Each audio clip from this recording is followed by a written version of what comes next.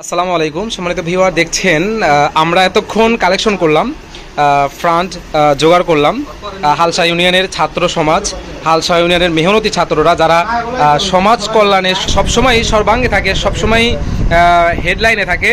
তারা আজকে বন্যায় কবলিত যে মানুষগুলো যারা বন্যায় আটকে পড়েছে, যাদের কাছে ত্রাণ নাই, খাবার কিচ্ছু নাই, যারা হাহাকার করছে, তাদের জন্য তারা আজকে এই ফান্ড কালেকশন করেছে।